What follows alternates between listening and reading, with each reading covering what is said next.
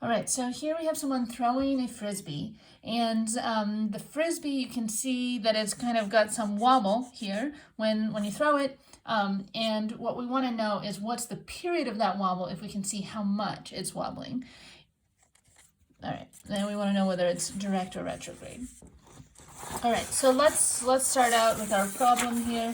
So what we want is the period of wobble, and I want to point out right from the beginning that that's not the spin rate period. So it's not associated with the P, but it's with this psi dot.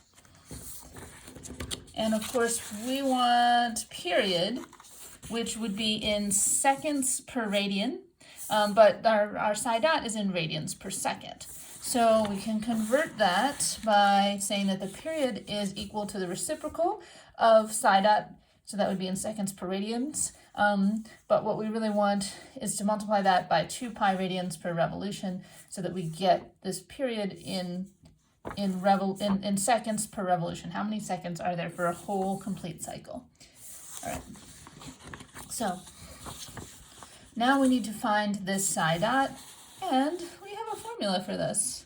And that we just derived in the last video, where we have psi dot equals IZZ, which is the rotation moment of inertia about the spin axis, times P, and over IYY, which is the other axes, minus this IZZ divided by cosine theta. So let's start by defining these terms. So first, P is the spin rate, and they give us that in the problem, that it's 300 revolutions per minute. So we just have to convert this to radians per second by multiplying by 2 pi and dividing by 60 seconds.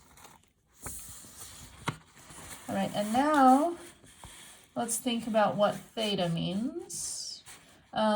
So theta is going to be the difference between the spin axis and a fixed axis. And then I realized I could draw this a little better, so I insert a little edit in here.